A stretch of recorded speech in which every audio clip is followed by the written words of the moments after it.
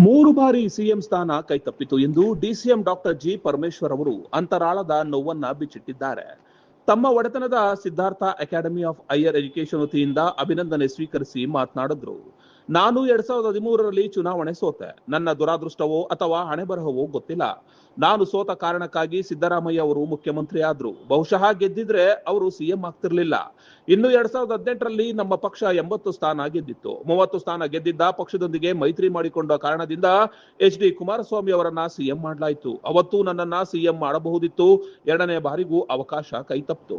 ಈ ಬಾರಿ ಮತ್ತೆ ಪ್ರಯತ್ನ ಮಾಡಿದೆ. ಸಿಎಂ ಆಗುವ ವಿಶ್ವಾಸವೂ ಇತ್ತು. ಕಡೆಗೆ ರಾಜಕೀಯದ ಬೆಳವಣಿಗೆಗಳಲ್ಲಾದ ತೀರ್ಮಾನಗಳು ಅವಕಾಶ ಕೈತಪ್ಪುವಂತೆ ಮಾಡಿದ್ವು ಎಂದು ಬೇಸರವನ್ನ ವ್ಯಕ್ತಪಡಿಸಿದ್ದಾರೆ. ಬಹಳ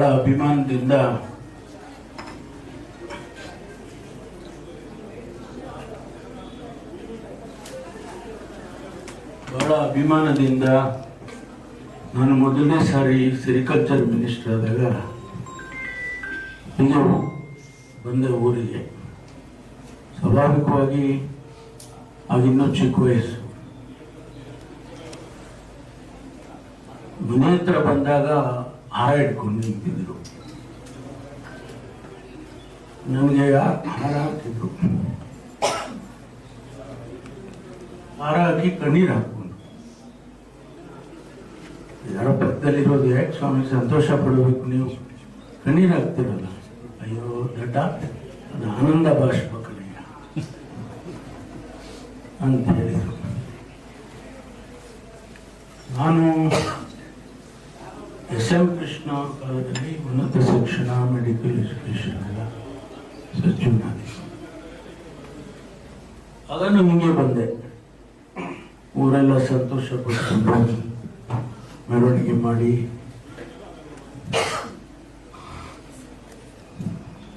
ಇವತ್ತು ನೀವೆಲ್ಲರೂ ಕೂಡ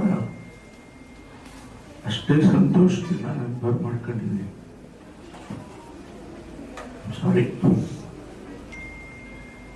ಸಿದ್ಧಾರ್ಥ ಸಂಸ್ಥೆ ಸಾಮಾನ್ಯವಾಗಿ ಬಂದಿಲ್ಲ. ನಾವೆಲ್ಲ ಚಿಕ್ಕ ಹುಡುಗರಲ್ಲಿ ನೋಡಿದೆ. ನಮ್ಮ ತಂದೆಯವರು ಗಾಡಿ ಕಟ್ಕೊಂಡು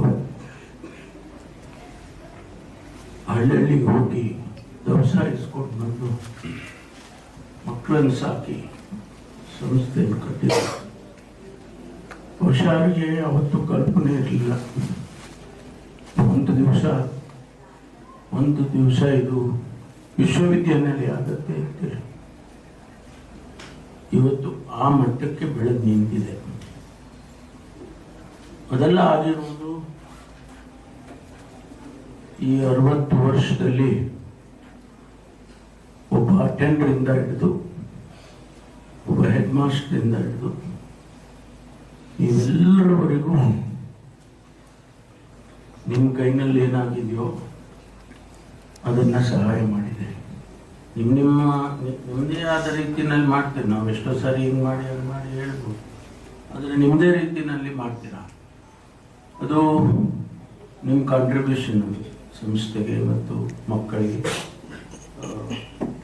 ಅದನ್ನು ಮುಂದುವರಿಸ್ಕೊಂಡು ಹೋಗಿ ಸಂಸ್ಥೆ ನಾನೇನು ತಪ್ಪಿಸ್ಕೊಂಡು ಹೋಗೋಲ್ಲ. ನಿಮಗೆ ಕೊಟ್ಟರೆ ವಾರಕ್ಕೊಂದ್ಸಾರಿ ನಾವು 15 ದಿವಸಕ್ಕೊಂದೇ ಸಂಪರ್ಕದಲ್ಲಿರ್ತೀವಿ. ಸ್ವಲ್ಪ ಹೆಚ್ಚು ಜವಾಬ್ದಾರಿ ಕೊಟ್ಟಿದ್ದಾರೆ ಸರ್ಕಾರ, ನಮ್ಮ ಪಕ್ಷ ಜವಾಬ್ದಾರಿ ಕೊಟ್ಟಿದ್ದಾರೆ. ಹಾಗಾಗಿ ಅದನ್ನು ಕೂಡ ಮಾಡಬೇಕಾಗ್ತದೆ. ಅದನ್ನು ಗಮನಿಸಿ ಸಮಾಜ ಸೇವೆ ಅಂದರೆ ಬರೀ ಇಷ್ಟಕ್ಕೆ ನೀವು ಸೀಮಿತ ಅಲ್ಲ. ಬೇರೆ ಬೇರೆ ರಂಗಗಳಲ್ಲಿ ಕೆಲಸ ಮಾಡಬೇಕಾಗುತ್ತೆ. ನನ್ನ ಭವಿಷ್ಯ ನನಗೆ ಗೊತ್ತಿರಲಿಲ್ಲ. ನಾನು ಇಲ್ಲಿಂದ ಹೋಗಿ ಯೂನಿವರ್ಸಿಟಿಗೆ ಹೋಗಿ ಬೆಂಗಳೂರಲ್ಲಿ ಹೋಗಿ ಆಮೇಲೆ ಆಸ್ಟ್ರೇಲಿಯಾಗೆ ಹೋಗಿ ಅಲ್ಲಿಂದ ಬಂದು ಇಲ್ಲಿ ಸೆಟ್ಲ್ ಆಗ್ತೀನಿ ಅನ್ನೋದು ನನಗೆ ಕಲ್ಪನೆಯೂ ಇಲ್ಲ. ನನಗೆ 4 ಪೋಸ್ಟ್ ಡಾಕ್ಟರಲ್ ಫೆಲೋಶಿಪ್ ಬಂತು. ನಾನು PhD ಮುಗಿಸಿದ ಮೇಲೆ ವಿತಿನ್ 15 ಡೇಸಲ್ಲಿ ನನಗೆ 4 ಕಡೆ ಕ್ಯಾಲಿಫೋರ್ನಿಯಾ, ಫ್ರಾನ್ಸ್, ಆಲ್ಬರ್ಟಾ, ಕೆನಡಾ ಮತ್ತು ಮೆಲ್ಬೋರ್ನ್, ಆಸ್ಟ್ರೇಲಿಯಾ ಎಲ್ಲ ಬಂತು. ಎಲ್ಲೂ ಸೇರಿಕೊಂಡು ನಾನು ಮೆಲ್ಬೋರ್ನಲ್ಲಿ ಸೇರಿಕೊಂಡೆ. ಅಷ್ಟೊತ್ತಿಗೆ ನಮ್ಮ ತಂದೆಯವರು ಇಲ್ಲಿ ಬರೋದಕ್ಕೆ ಹೇಳಿದ್ರು. ಬಂದಮೇಲೆ ಪರ್ಮನೆಂಟ್ ಆಗಿ ಉಳಿಸಿದ್ರು ಅಂತ.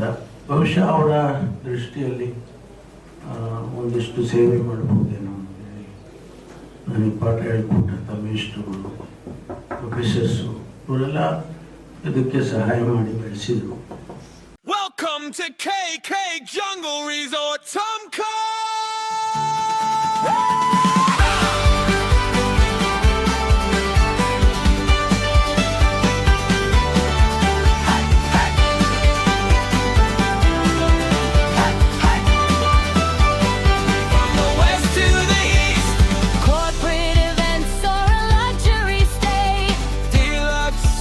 Where the forest breeze sways. From the bonfire light to the morning dew, Tumco is calling and we're waiting for you! Chalukya news, ಜನರಿಗೋಸ್ಕರ.